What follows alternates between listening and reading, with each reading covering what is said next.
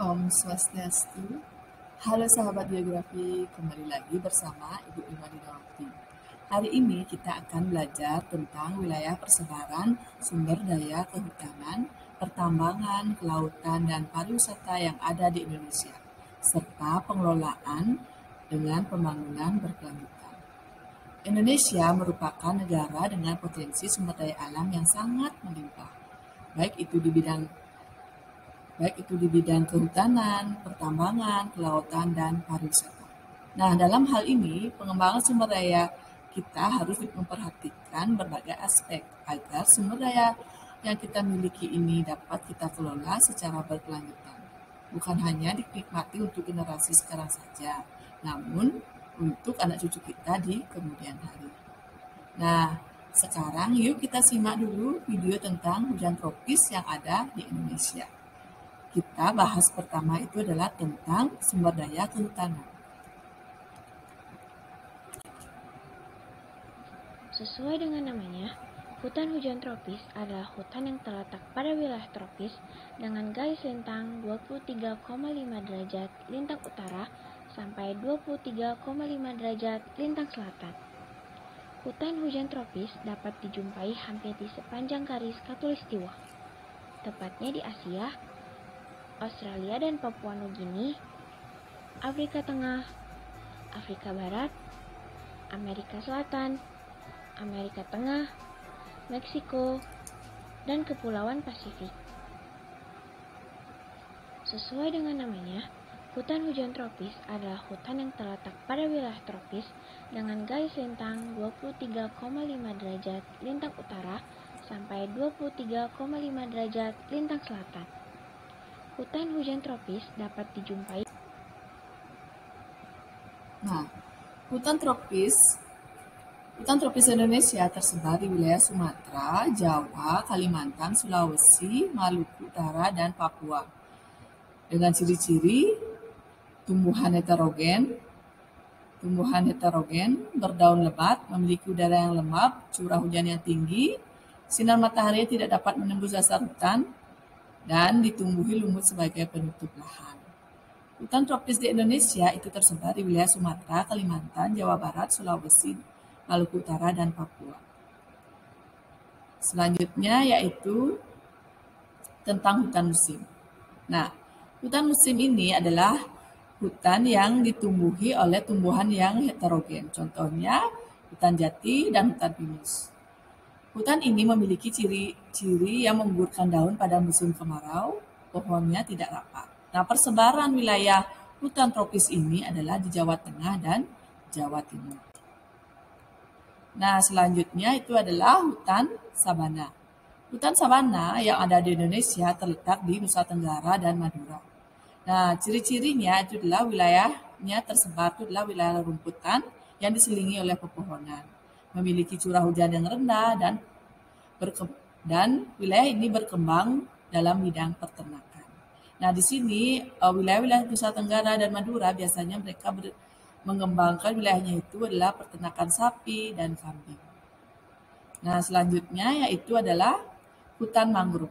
Hutan mangrove yang ada di Indonesia itu sangat memiliki manfaat yang sangat besar. Nah, hutan ini memiliki akar penyangga sehingga dapat menahan abrasi yang diakibatkan oleh air laut. Nah, hutan mangrove ini terdapat di dataran rendah pantai Sumatera, pantai Jawa bagian utara, dan perairan pantai Pulau Bali. Nah, selanjutnya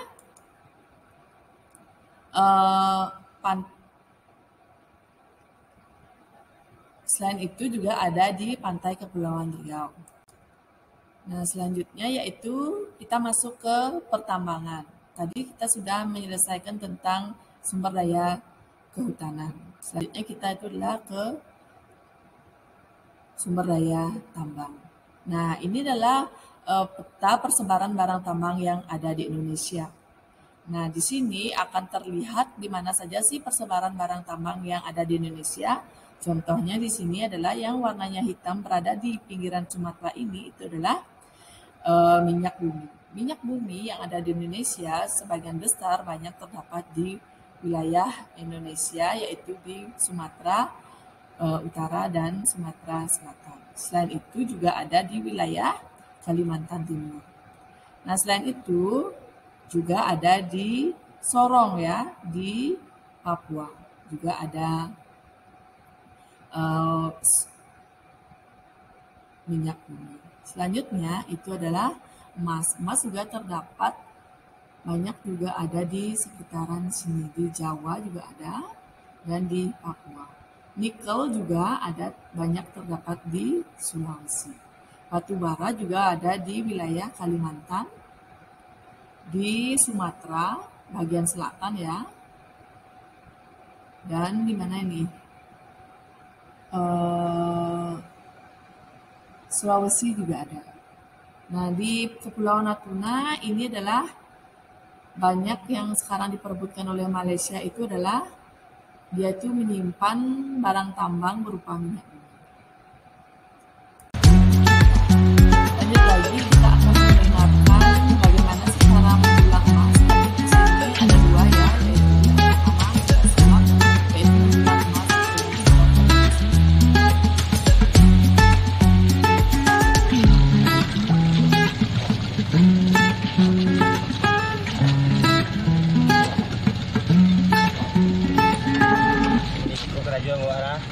Iya.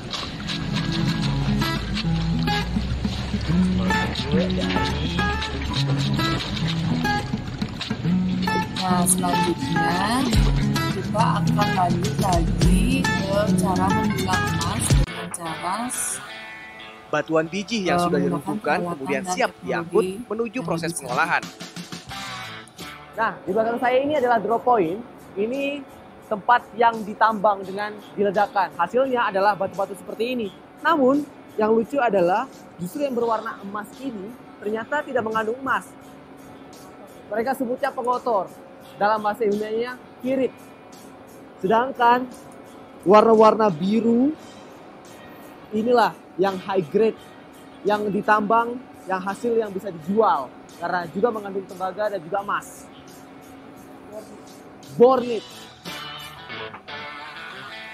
Batuan biji yang sudah diruntuhkan kemudian siap diangkut menuju proses pengolahan. Nah, di belakang saya ini adalah drop point. Ini tempat yang ditambang dengan diledakkan. Hasilnya adalah batu-batu seperti ini. Namun, yang lucu adalah justru yang berwarna emas. Nah, selanjutnya upaya yang dapat dilakukan oleh pemerintah untuk menjaga kelestarian lingkungan yang pertama itu adalah pembenahan regulasi dengan mencabut kebijakan-kebijakan di bidang pertambangan. Selanjutnya, membuat standar pengelolaan lingkungan hidup yang tinggi dalam industri pertambangan. Yang ketiga, membuat kebijakan di bidang pertambangan yang berpihak pada rakyat. Yang keempat, memberikan perlindungan kepada masyarakat di sekitar lokasi pertambangan. Selanjutnya kita lanjut ke potensi sumber daya kelautan yang ada di Indonesia. Indonesia merupakan negara maritim dengan potensi dan kontribusi perikanan yang signifikan bagi dunia. Tak hanya menjadi habitat bagi berbagai spesies ikan laut, juga menjadi tempat hidup masyarakat dengan berbagai jenis usaha. Nah, di sini adalah wilayah-wilayah yang memiliki kepulauan dengan wilayah kepulauan terbesar, yaitu wilayah Indonesia, Papua Nugini, dan Madagaskar. Ya. Nah, selanjutnya di sini juga terlihat pusat bisnis perikanan, pelayanan, dan pariwisata. Itu terdapat juga di wilayah ini.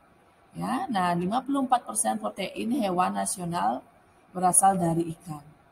Penduduk miskin bergantung dari laut. Nah, itu ya.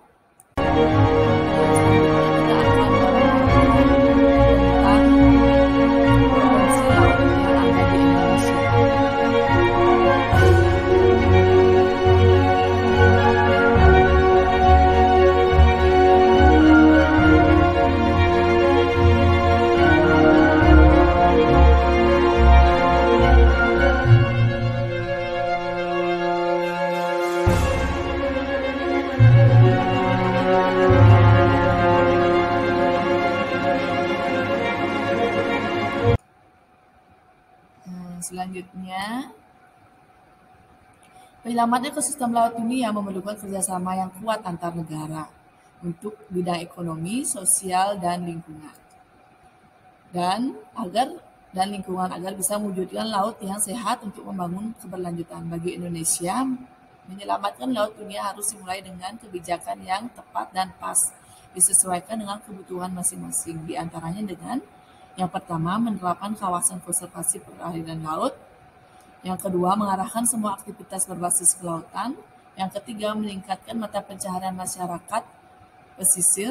Yang keempat, kesehatan laut dan ekosistem pesisir dengan penguatan pengelolaan wilayah pengelolaan perikanan negara Republik Indonesia. Nah, selanjutnya kita ke sumber daya pariwisata. Hai Sobat Wisata, kinerja pariwisata Indonesia terus bergerak maju.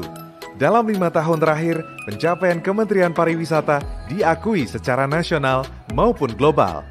Peringkat Indonesia di Travel and Tourism Competitiveness Index yang dirilis oleh World Economic Forum melesat.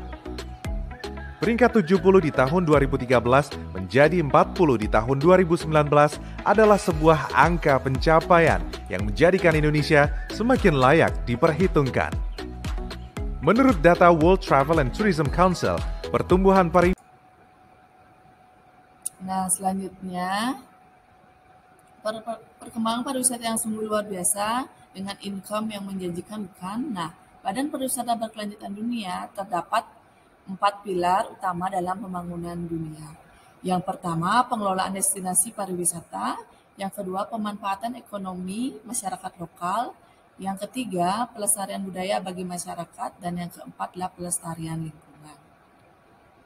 Nah, namun kini dengan adanya COVID-19, pariwisata Indonesia mengalami penurunan yang sangat drastis. Semoga pandemi ini segera berlalu dan wisatawan mancanegara kembali lagi menikmati keindahan alam Indonesia dan keanekaragaman budaya Indonesia.